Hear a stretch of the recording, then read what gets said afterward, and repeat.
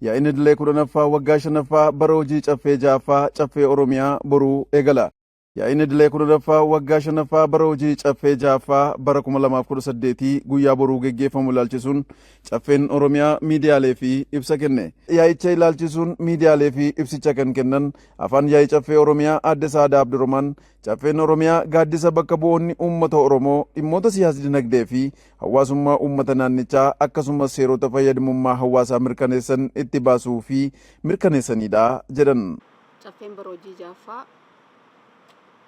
bara 2014 fulbaana 15 erga hundaa'ee hojii isaa jalqabe itti gaafatamummaa uummataa fudhachuudhaan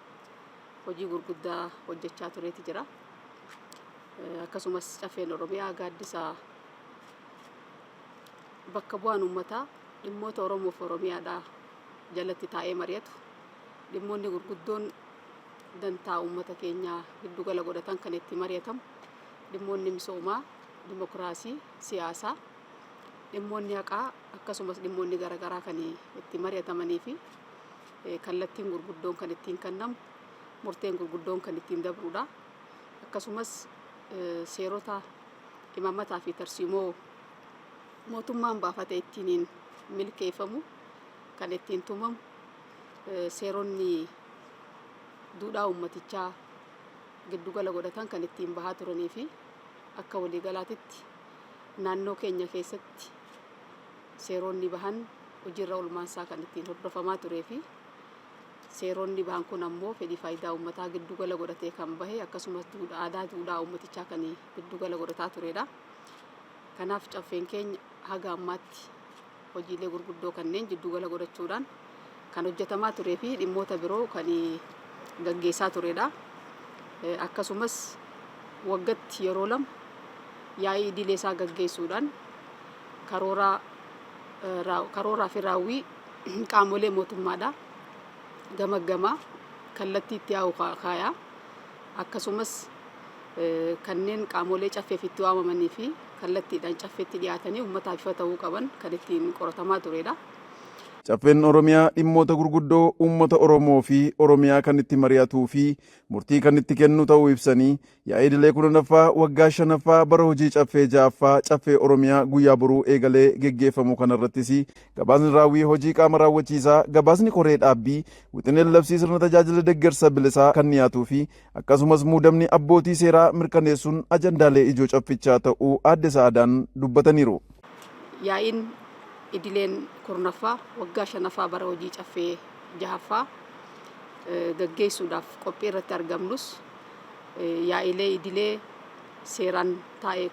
waggaatti yeroo lama gaggeessinu keessaa tokko kan ta'anidha. Haaluma kanaan yaa'iin kun guyyoota lama miseensi caffeedha marii dubbisa duraa irratti gaggeessaa kan turanidha. Akkasumas kokosiin dubartootaa gurraandhala 4 ajandaalee dhiyaate irratti marii bilchina qabu gaggeessaa kan turanidha. Kokosiin dubartootaa yookaan filatamtoota miseensa caffee ta'an kun dandeettiin raawwachiisummaa isaanii akka cimu, hubannoon isaan hojii waliigalaa irratti qaban, haala qabatamaa naannoo keenyatti qaban, akkasuma immoo dhimmoonni gara fuulduraa fooyya'uu qabanis beekanii hubatanii hubannoo guutuu karaa irratti argachuu danda'aniin akka mari'atan dursi kennamee fi guyyaa tokko akkuma seeraan taa'etti dubbisa duraa gaggeessaa kan turanii fi itti aansee immoo miseensota kaanii wajjiniinis mariin gaggeeffamaa kan turedha. Gurraandhala 5 fi 6 immoo guyyaa har'aa kan xumuramu mariin dubbisa duraa karaa bilchina qabuun ajandaalee yaa'ii idilee 10ffaa kanaaf qabaman irratti mari'atamaa kan turedha. Kanaanis dhimmoonni gurguddoon karoora yeroo darbee mirkaneessine sana giddugala godhachuudhaan raawwiin qabatamaan lafarratti jiru dhimmoota immoo komii uummataa ta'anii kanaan dura miseensi caffees kaasaa ture kan deebiitti argatanii fi gara fuulduraallee dhimmootni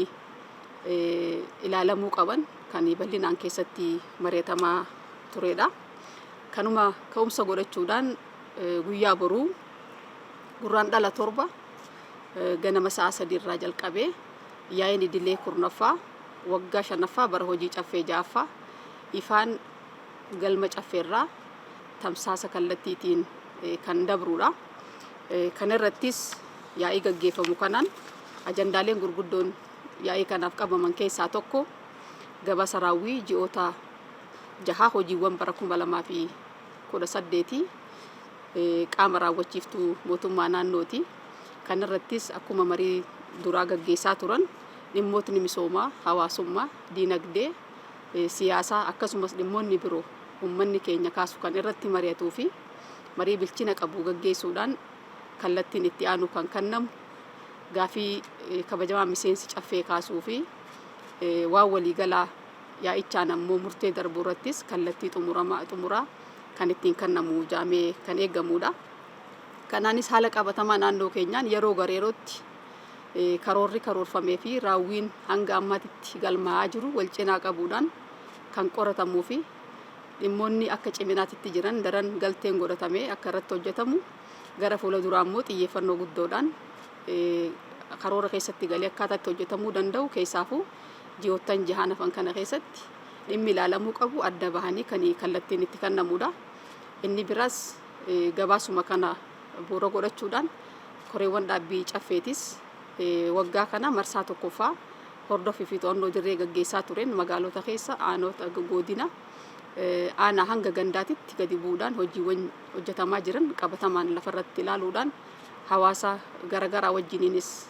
qaamolee hawaasa garagaraa wajjinis mariin taasifamaa tureeti jira. Kanaaf gabaasni isaaniitis haala qabatamaa lafarra jiruu fi dhimmoota akka ciminaatti jiran akka hanqinaa jiranii fi xiyyeeffannoo guddoon itti kennamee immoo yeroo itti aanu karoora keessatti galfamee irratti hojjetamuu qabu gabaasa kanaan kan dhiyaatu jechuudha. Kanaaf akka waliigalaatitti gabaasonni dhiyaatan kun mariin bilchina qabu irratti gaggeeffamee kabajamaa miseensa caffeetiin mirkanaa'ee kan eegamudha. Inni lammaffaa wixinee labsii sirna tajaajila deeggarsa bilisaa mootummaa naannoo Oromiyaa murteessuuf qophaa'edha. Kanaas hawaasni keenya haqa mirkaneessuu keessatti gaafiilee naannoo kanatti qabu akkasuma immoo mirga isaa falmachuudhaaf yeroo socho'utti qaamni hawaasaa harka qalleeyyii ta'an yookaan immoo humni isaanii hin geenye miidhamuu akka hin taanee fi deeggarsa isaan barbaachisu deeggarsa seeraa argachuu waan qabaniif wixineen labsii kunis qophaa'ee adeemsa wixineen labsii keessa dabruu qabu keessa darbee kan as ga'e waan ta'eef wixineen labsii kunis ajandaa yaa'ii kanaaf qabaman keessaa tokko waan ta'eef labsiin kun mirkanaa'ee yoo hojiirra oole rakkoon gara kenna tajaajila haqaatiin jiru hawaasa keenya dhaqqabamaa gochuu keessatti hirmaachisuu keessatti gahee guddaa kan qabuu fi rakkoo humnaatiif bakka jiranitti tajaajila argachuu qaban san kan dhaban karaa bilisa ta'een argachuu akkaataatti danda'an mootummaan xiyyeeffannoo guddoo kannee kan qophaa'ee waan ta'eef wixineen labsii kun yoo mirkanaa'e rakkoolee gurguddoo akkasii kana furuun ni danda'ama jechuudha. Kan biraa muudamni abbootii seeraas jira. Ajandaan sadaffaan abbootiin seeraas akkuma beekamu qaamolee caffeedhaaf itti waamaman keessaa manni murtii waliigalaas tokko waggaa waggaadhaan rakkoo kenna tajaajila haqaa wajjin jiru qulqullina seerota wajjin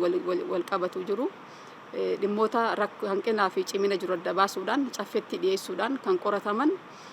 qaama hawaasni koomii irraa qabuu fi dhimmi xiyyeeffannoo barbaadu immoo dhiyaatee akkasuma qaamni rakkoo uumes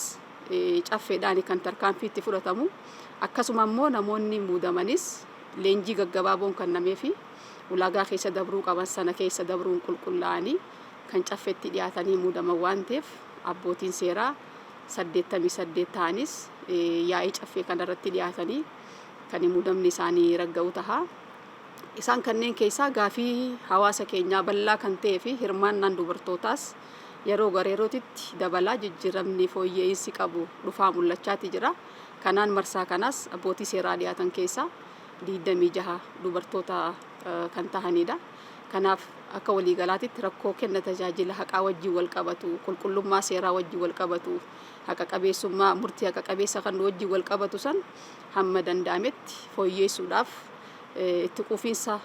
uummanni keenya naannoo haqaati irratti barbaadu sana dhaqqabamaa taasisuudhaaf xiyyeeffannoon kenname